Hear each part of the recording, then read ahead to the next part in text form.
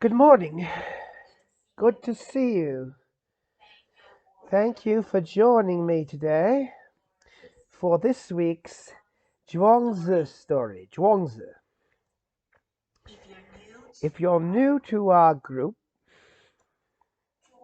Zhuang Tzu is someone who lived in China about 2,000 years ago, and him and Lao Tzu are two of the most famous masters in Taoism. And Zhuangzi wrote a book entitled, in the same as his name, Zhuangzi. Zhuangzi is actually Zhuangzhou, and people usually put the word Z behind someone's family name as a respect, and it means, and this person is considered to be uh, a wise person or has a lot of knowledge as a respect. We call him Zhuangzi. Hi, Jennifer. Welcome to our group. Good to see you all here today. And because Chinese medicine, you can say the philosophy of Chinese medicine stands from Taoist philosophy. Actually, these days I don't know, but throughout our time, throughout our generation, Taoist monks all know medicine. They they all know how to help others by because of Taoist monks practices also know how to know our body, which is very important part of Taoist practice, and therefore it just lends naturally to know how to help others, to help them become better. So our class is not anything about religion. We're not learning about the religion Taoism. What we're learning is about this ancient wisdom that everyone, I believe, can benefit from knowing more. It's about the philosophy is about how to understand ourselves, how to understand nature. Um, and so we've been reading together this book, Zhuangzi, and I pick out stories that Zhuangzi wrote. Zhuangzi is a great storyteller, and he used fables and he used parables and to as a way like Aesop in the European Greek tradition, use that to try and convey his philosophy, his view of the world, and his view of on life. So today I have two stories from the book Zhuangzi. Um, the first one, Zhuangzi is telling a story about Confucius, the other great prophet sage, like Lao Tzu. Confucius was traveling in the country of Chu, and one day Confucius was walking in the woods. Probably after a meal, he'd go out for a little walk, enjoy nature, and he ran into an old guy, an old man who was a hunchback, great hunch on his back. This old guy, he was catching cicadas. The hunchback now. I I don't have a picture to show you, but I can try and explain you how this old man, this hunchback, as it were, was catching cicadas. So let's see if I can explain it. So in China, even when I was little, I actually had done some of this, the catching of the cicadas. And these days, people probably don't do that very often. So in China, people would catch cicadas by having this long bamboo stick. And because you know the cicada are on a tall tree. And if you want to catch it, you have to have a big, tall, long tool made out of bamboo. And we put a little something sticky on top and one end, and you get the bamboo stick up, and you try and stick the cicada onto the sticky thing on top.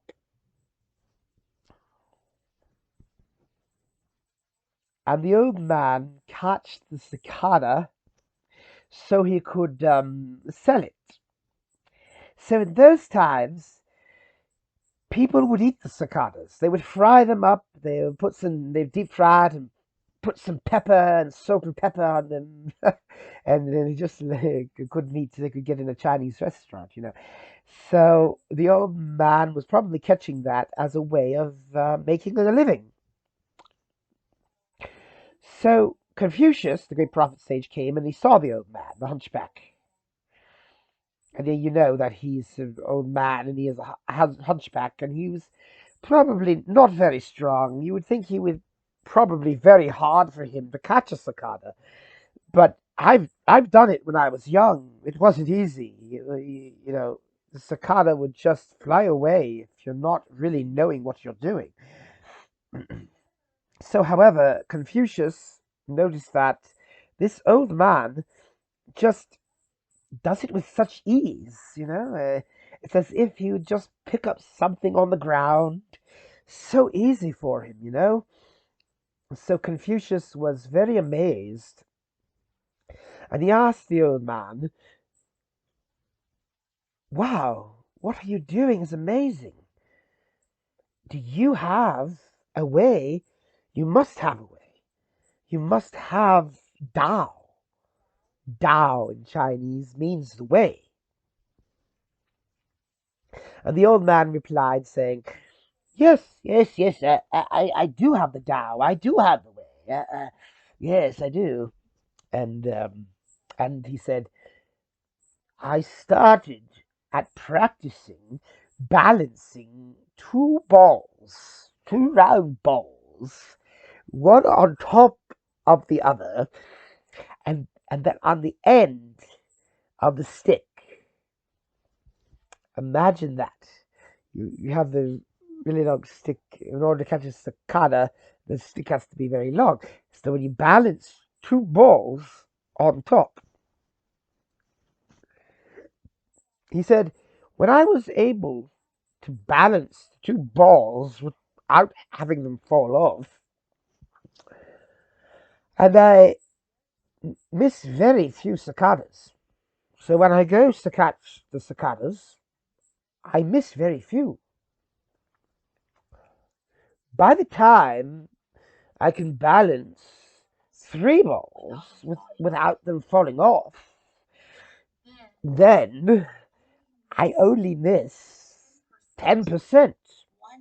One out of the 10. I can catch nine out of the 10. By the time I can balance five balls on top of the stick and have them not falling off, and catching cicadas is just as easy to me as just picking up something from the ground. Perfect ease.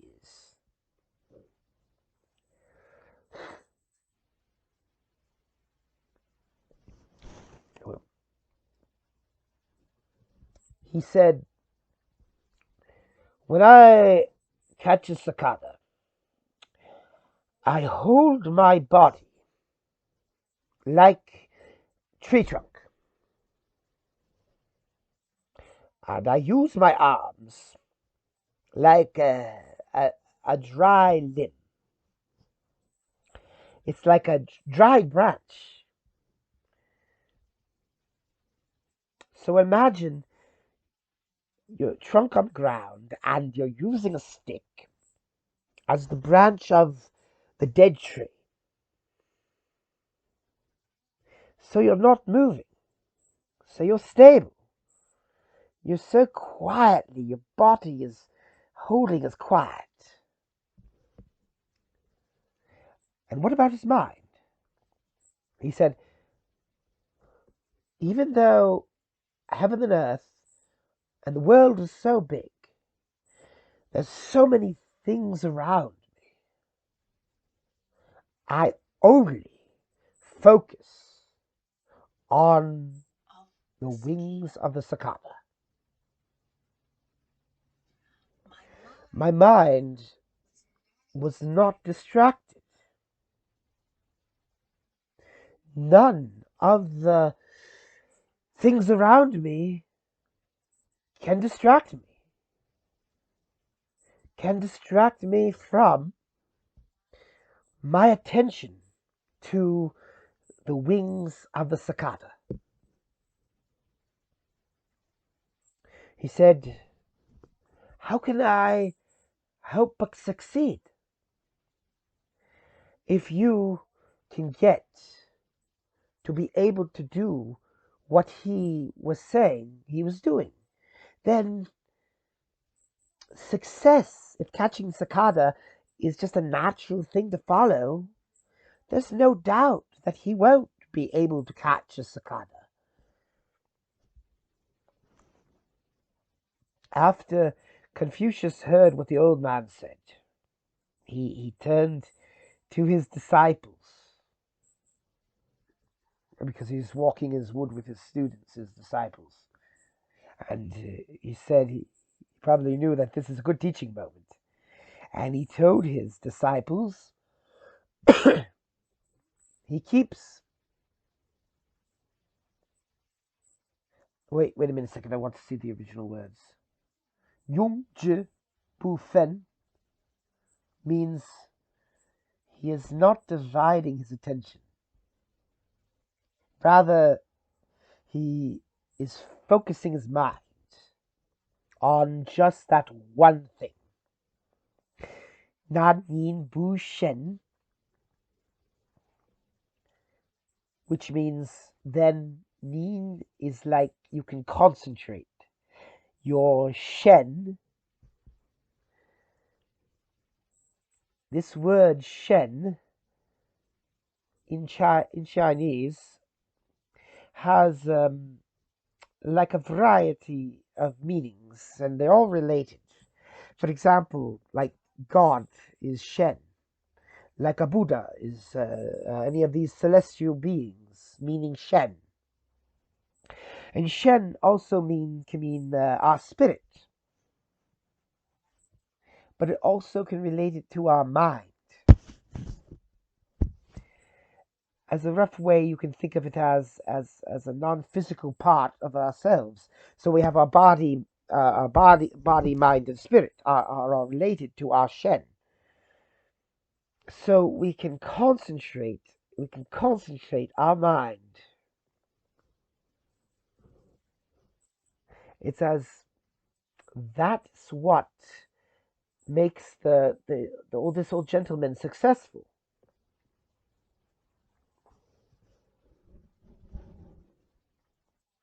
Chinese also have a phrase called yi xi yi ji. Yi xi means one heart. Yi yi means one mind. Yi xing yi yi means when we want to accomplish something, when we want to anything we do, if we can keep one heart, one mind. Because oftentimes, when we notice that even though we're doing something, however, our mind is wandering about to something else, we might have our attention to, like we're listening to someone talk, and then we might be paying attention to what's happening on the side. And after a while, we realize, okay, I missed what this person was just talking about. And to be able to focus, to be able to be yi xing yi yi, English has a saying like, laser beam focused. And what benefit does that do? Because our mind directs our energy. When our energy is all around, are mixed and focused on so many things, it's as if we're trying to push the wall, but we're using our energy to push our many different areas. So we're already divided. Our strength. And I Xing Yi is to like focusing our energy like laser beam. We're putting all our energy into that one point. Which one is more powerful? Which way is more powerful? That's pretty clear, right? And to be able to this old man, this hunchback, telling us if we want to master a skill, and to do this is to put energy, focus, put our mind focus, put our energy focus. Sorry.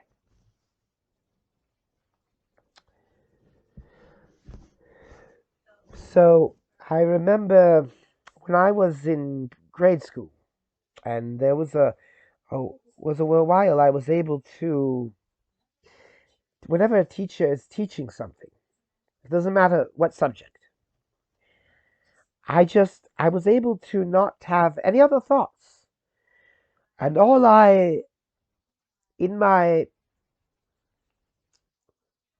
as I'm paying attention to is the teacher. All I'm paying attention to is the teacher, what he says, what he or she was teaching us. For the whole class, for the whole 45 minutes, I was just able to, in this way, focus. And it's the feeling was as if you're becoming one with what you're trying to meet.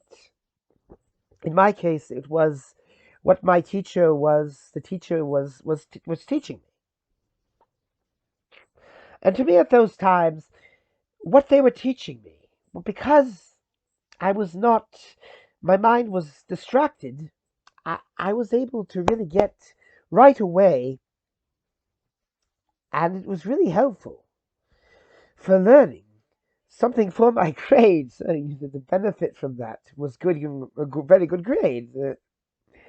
And that was a very good training for me as well. So I learned, for example, as I'm talking to someone, I could really just put my attention to try and connect with this person, to connect with this person. So that's for this story is what Zhuang Tzu is telling us about the benefit of the one heart and one mind.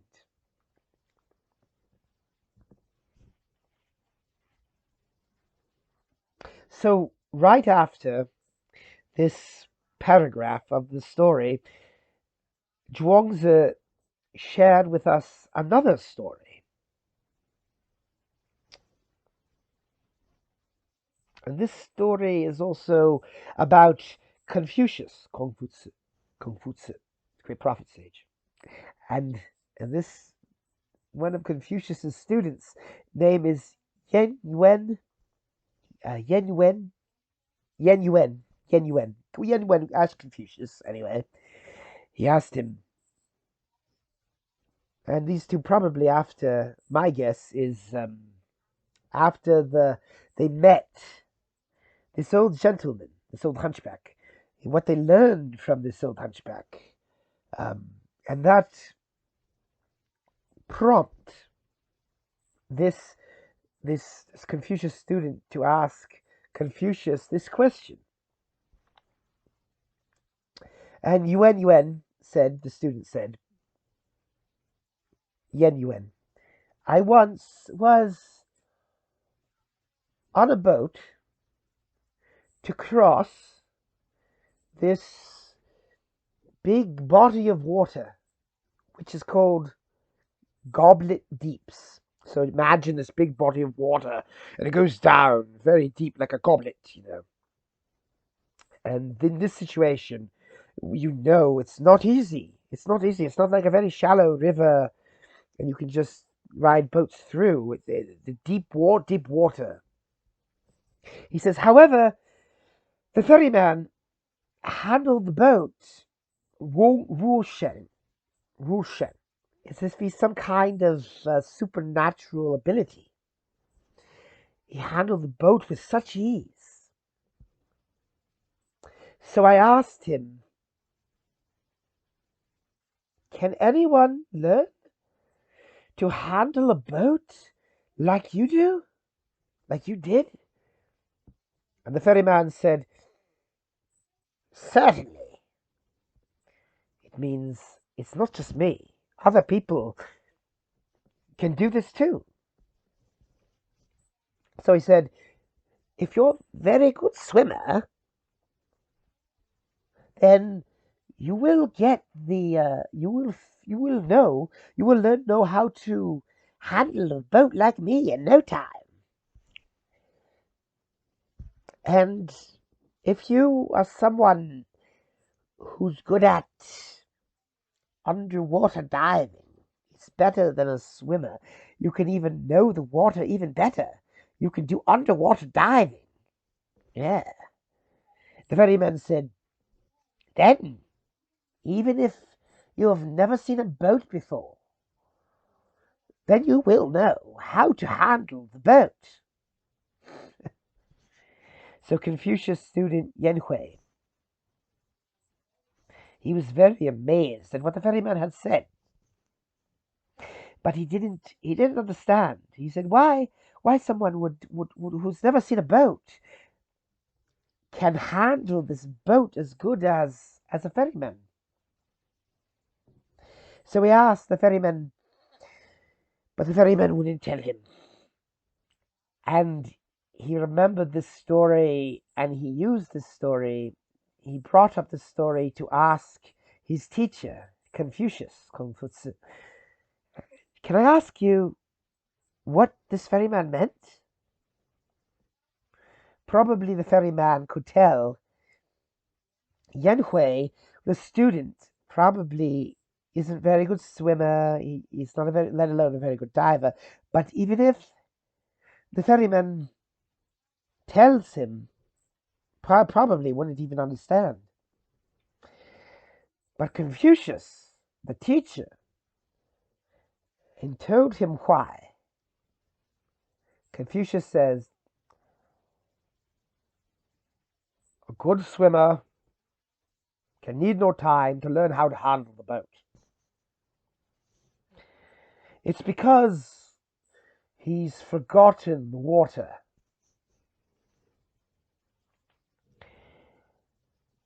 Because it would make sense if someone was a good swimmer.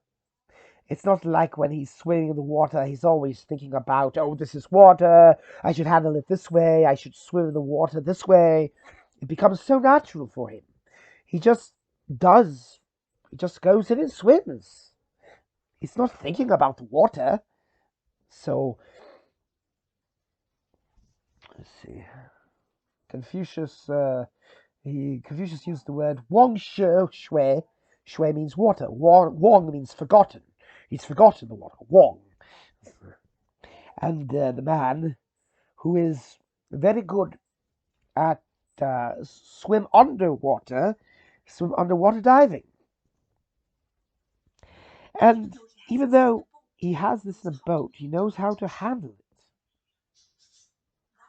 That's because he sees the water, to him, water just kind of like dry land to us. We walk on the dry land, we know what to do. We don't even think about it. We know how to walk on dry land. He said a person like this would think that the capsizing of the boat, flip to flip, the capsizing. capsizing a boat is just kind of like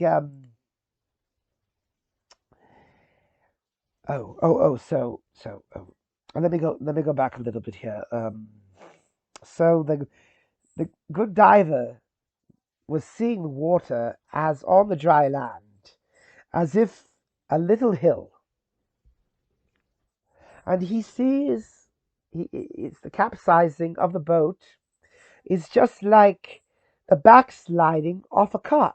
You get on a little hill, and you're pushing a cart up the hill.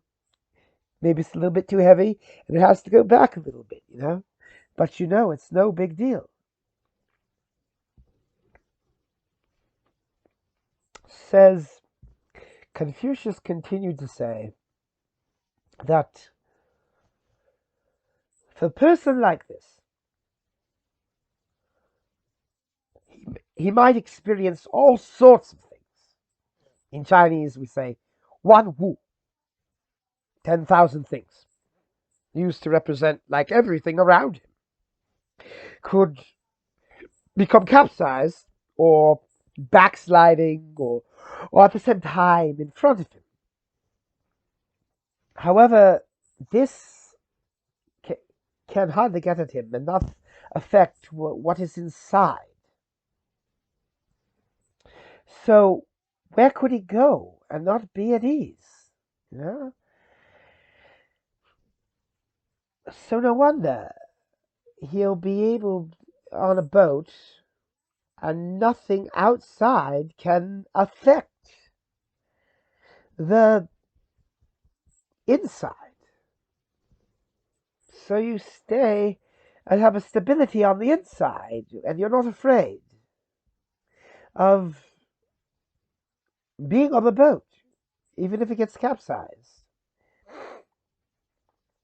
And Confucius used another example to explain his idea. He said, you know, most people most often will have a context of shooting arrows, archery contests. And as a contest, you will have prizes. If the prizes, if the prize is like a tile, used to be in China like to cover the roof, so the water doesn't leak through. It's pretty cheap. If it's a cheap, if it's yeah, it's a cheap prize, a very cheap prize. So you could, if you're good archer, um, if somebody does archery, an archer.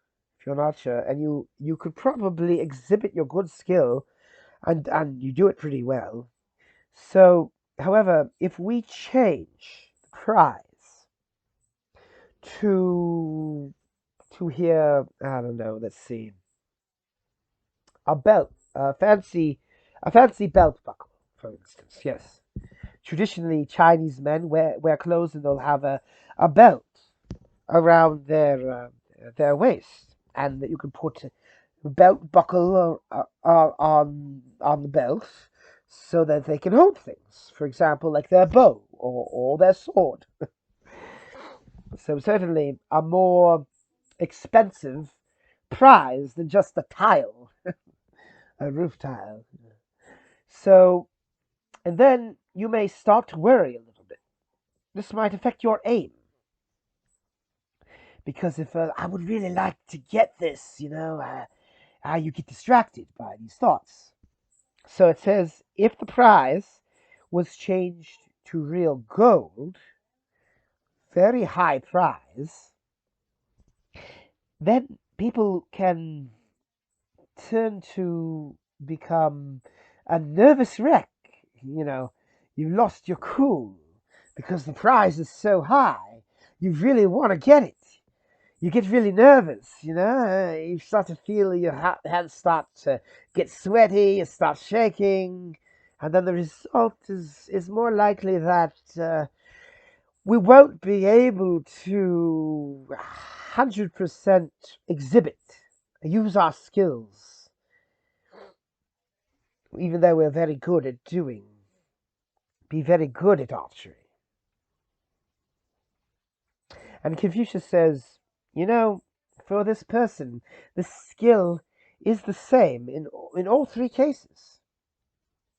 It's not like he has changed. He can sort of get bad at using the arrow, the bow and arrows.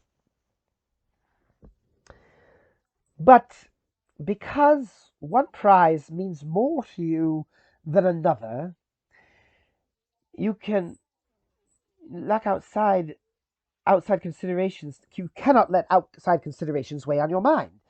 You know, Confucius. This means Zheng Wai.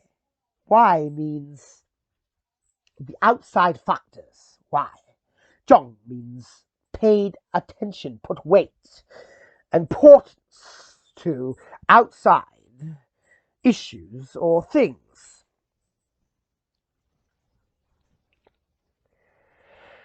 It concluded saying, "Fang Sheng Wai Zhi Wo Zhuo" means he or she who looks too hard at outside can get clumsy on the inside.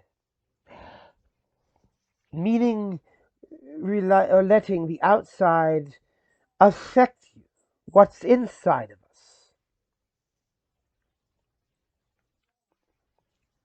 And then we get clumsy. We won't be able we won't be able to achieving the goal we want. So, forgetting the outside. This relates back to the story of the Hunchback. Remember?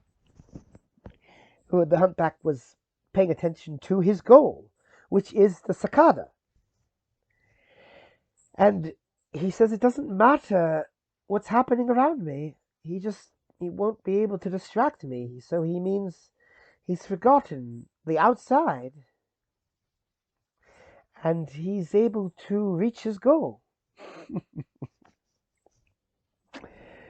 I hope you've enjoyed these two Zhuang Tzu stories. Okay, I will see you. Have a wonderful week, everybody. I will see you next week. Take care.